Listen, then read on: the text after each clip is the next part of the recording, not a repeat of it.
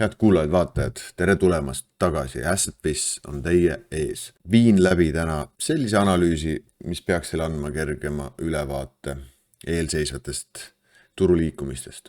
Ja ilma pikema jututa lubage mul esitleda dollari indeksit.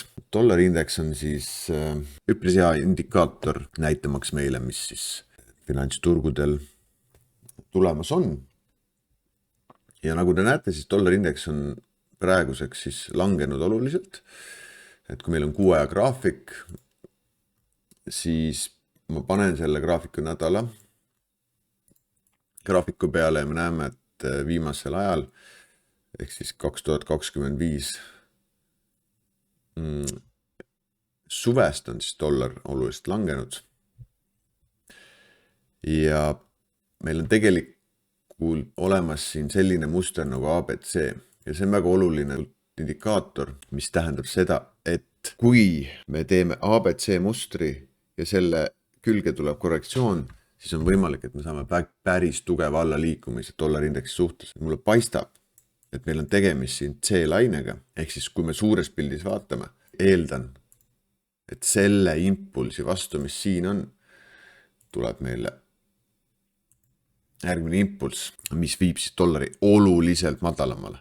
Ja ma arvan seda, et praegune hinna liikumine on alles algus sellele, mis on tulemas. Tähendab seda, et dollar võib kaotada oma väärtust teiste varade suhtes ajalooliselt palju, mis tähendab seda, et ma arvan, et me võime isegi selle trendijoone murda. Aga ma ei sooviks sellega nii kaugele minna, et kui see on siin C-laine, mis siit lahti mängib, ma märgin selle peale ka, et A, B ja C, siis see B-laine on siin,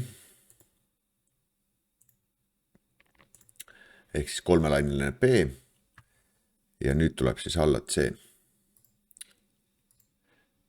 Ja miks ma arvan, et see on C-laine, sest C-lained algavad ABC liikumisega, ehk siis C-laine esimene laine ei ole mitte viielaineline, võib olla ABC. Kui meil on standardne viielaineline liikumine, siis ei alga tavaliselt ABC-ga. Et C-lained algavad ABC-ga ja uued trendid samuti võivad alla ABC-ga. Aga hetkel paistab, et meil on tegemist viimase alla liikumisega dollari suhtes ja see võib kesta pigem vähem aega, arvestades, mis on siin keskel toimunud, aga see annab ka võimaluse päris suurele volatiilsusele, mis tähendab seda, et ilmselt me näeme siis aktsiaturgude ja muude varade, isegi krüptovaluutade väga järsku tõusu, aga ma ei usu, et see tõus jääb kestma pikaks ajaks. Ja kui ma nüüd lähen natukene täpsemaks ja vaatame siis seda reaktsiooni selle sama trendijoone juures, mida me siin enne vaatasime, et siin on meil ABC olnud ja nüüd on meil tekkinud siia mingisugune selline korrektsioon ehk külgliikumine. Ja mis ma üritan teha, ma üritan seda tuvastada, mis siin toimub. Ja see on selles mõttes üpris lihtne, et me peaksime lihtsalt ühendama põhjad, ühendame tipud, me saame sellise ala, kus vahel siis hind liigub ja selle ala sees siis me proovime ära lugeda lained. Ja kui ma nüüd selle ala lahti siit võtan, siis ma hakkan otsima selle sees kohe ABC liikumisi. Ja kui ma nüüd siit 0 punktist võtan esimese liikumise üles, see on A, B ja C. Sellega siis see korrektsioon ei lõppenud.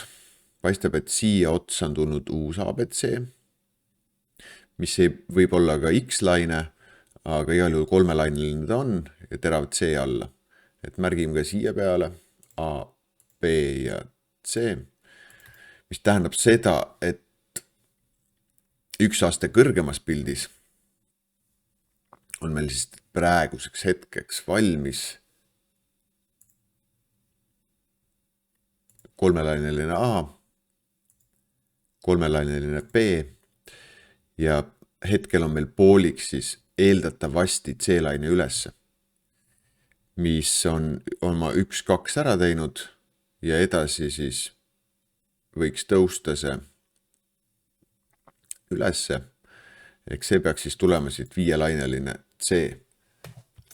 Ta võiks tulla, aga mis sellest saab, täpselt ei oska seda keegi öelda. Ja nüüd, kuhu maale see C võiks tulla? Siis me võiksime tegelikult kas siis võtta selle kogu suure ABC suhtes näiteks Fibonacci peale ja me saame siis siit taseme $103,43 suhtes. Ja see võiks olla siis dollari üpris kiire taastumine siia, mis ilmselt muudaks paljud spekulaatorid positiivseks dollari suhtes ja ütleksid, et dollar ei murdunud sellest trendijoonest siin allapoole ja liigub siis ülesse. Aga ma arvan seda, et see kiire agressiivne liikumine dollaril siia ülesse annab põhjust siis aktsiaturgudel ja võib-olla krüptovaluutadel veel tagasi tõmmata ehk siis langeda. Ja peale seda, kui kõik muutuvad eriti pessimistlikuks, toimub siis pöördumine ja dollar langeb oluliselt veel edasi. Ja see annab siis ka krüptovaluutadele ja aktsiaturgudele ja muudele vastasvaradele annab siis uue tõuke juurde ja need lähevad oluliselt kallimaks. Et turud võtavad üpris kaua aega ennem, kui need asjad välja mängivad. Ma panen siit extensioni ka peale. Extension näitab täpselt sama 1618 näitab siia selle ala sisse. Ja kui me vaatame tagasi graafikul, siis struktuur näitab meile tegelikult seda sama, et see on oluline võtmetase. Nagu näete, siis selle sama taseme juures on hind põrkanud ja reageerinud ja nüüd sellest momendist murdus hind siia alla, on kauplend siin all selle 100 ja 95 vahel ja nüüd oleks siis paras aeg tulla siis tagasi ja testida seda sama vastupanutaset, peale mida me saame siis alla poole dollariga edasi minna. Ja ma arvan, et siis tuleb juba oluliselt suurem jalg allapoole. Meil on ka võimalik seda projekteerida, kasutades Fibonacci extension tööriista. Fikseerin selle siin üleval ära. Lukustan siin all, tõmban üles tagasi ja saan siis erinevad tasemed. 2 taset, mida ma tegelikult kohe jälgiks, üks on siis 1618 extension ehk laiend ja teine on 1618. Me võime väga vabalt kiiremas korras liikuda siia 66 peale, mis annab siis jällegi teistele varadele väga hea tõuke ülesse poole. Et mis ma tahan selle analüüsiga tegelikult öelda, ma ei hakka seda videot väga palju pikemaks tegema, ma arvan, et ühest analüüsist piisab ühes videos. Ma tahan öelda seda, et vaatamata sellele, et praegult on äärmiselt ärev ja negatiivne periood, mis ilmselt ka pikeneb, siis arvestades sellega tuleks tähelepanu pöörata sellele, et kui me saame selle tugeva ülesse liikumise, siis see on see koht, kus on tugev dollar ja väga nõrgad varad. See tähendab seda, et aktsiaturud ja muu selline võivad tagasi tõmmata ehk korrekteerida ja seda järsult. Ja see tähendab seda, et see on jällegi ideaalne koht riski võtmiseks ja siis seda dollari langust ära kasutada. Kuna see volatiilsus läheb väga suureks, siis õnneks ei kesta need liikumised nii väga kaua, mis tähendab seda, et see aktsiaturgude ja krüpto üleseminek võib juhtuda selles mõttes järgmise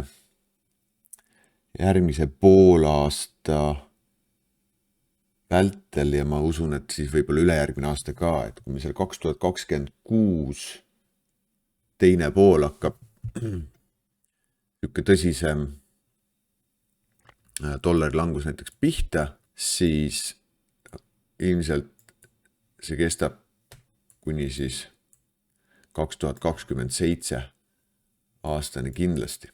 Aga selline võiks olla siis see makropilt ja kui siin toimuvad mingisugused muutused ja uued mustrid, mida ma tuvastan, siis ma tulen jällegi ekraanile ja annan sellest hea ülevaate.